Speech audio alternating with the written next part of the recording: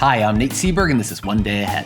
Welcome to the summary and analysis of Romeo and Juliet, Act 4, Scenes 1 and 2. Quick reminder, this is not a spoiler-free video, fair warning. But if you're good to go, then have a quick drink and a very long nap, and we'll dive into Romeo and Juliet, Act 4, Scenes 1 and 2.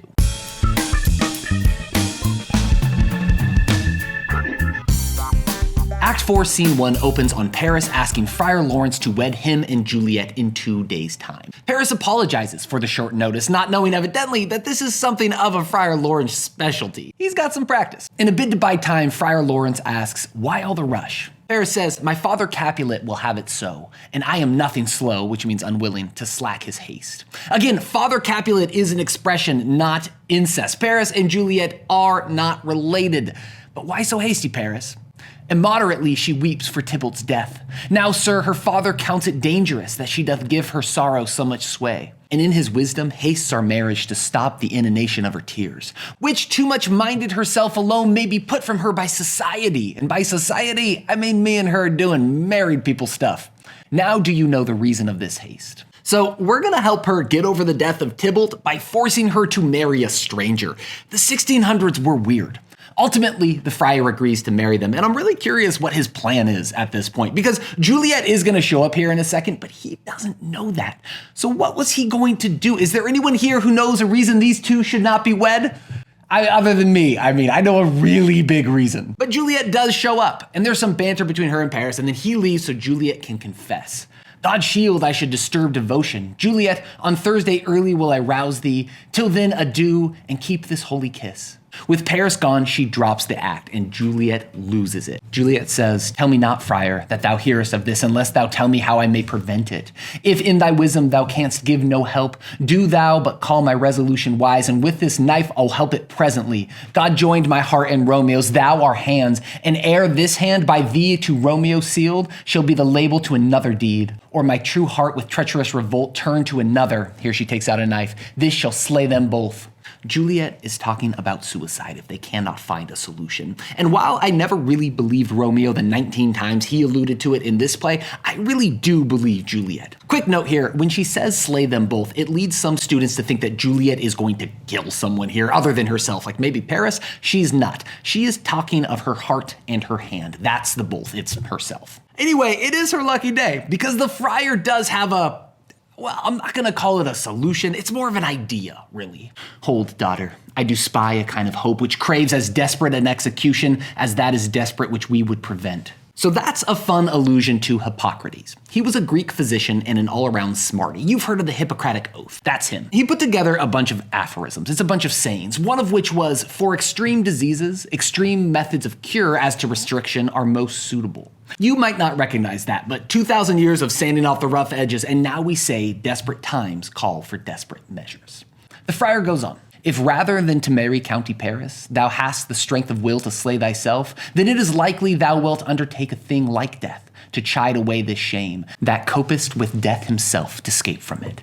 And if thou darest, I'll give thee remedy." So it's dangerous, maybe fatal, but if you're down, we may have a way out of this. Juliet says this, but what she means is, "I'm in." Friar says, "Hold then, go home, be merry, give consent to marry Paris. Wednesday is tomorrow. Tomorrow night, look that thou lie alone. Let not the nurse lie with thee in thy chamber. Take thou this vial, being then in bed, and this distilling liquid drink thou off, when presently through all thy veins shall run a cold and drowsy humor, for no pulse shall keep his native progress, but surcease, no warmth, no breath shall testify thou livest. And in this borrowed likeness of shrunk death, thou shalt continue 42 hours, and then awake as from a pleasant sleep." That's intense. He's going to put her in a coma. And I have 2 questions. First, he had this bottle of living death on him? Does he carry this at all times? Can someone remind me what a friar is again? This seems outside the job description as I understand it. Second, this line has to be a lie, right? Awake from a pleasant sleep? I'm going with awake as with a brutal hangover. Listen, I've made some choices in my day that involved a loss of consciousness, and none of those stories ended with, "and then I woke as from a pleasant sleep."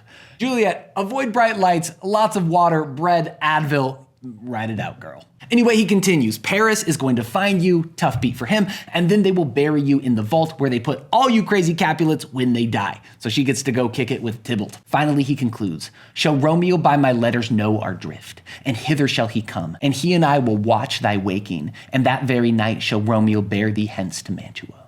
Juliet takes the vial. Lawrence dispatches another friar to Mantua with a letter for Romeo, and nothing goes wrong at all. Nothing. In Act 4, Scene 2, Juliet returns to a household busy with wedding preparations. She falls to her knees in front of her father and begs his forgiveness, saying she will marry Paris. Big Daddy Capulet responds in typically brash fashion. He declares that they are moving up the wedding 24 hours and ignores anyone who thinks that's a bad idea. They can go die in the streets. Send for the county. Go tell him of this. I'll have this knot knit up tomorrow morning. Juliet goes to bed, and the household prepares to work through the night getting the wedding ready. And that's Act 4, Scenes 1 and 2. So if we really want to understand Shakespeare, we gotta get deeper than just plot. Let's do a little analysis.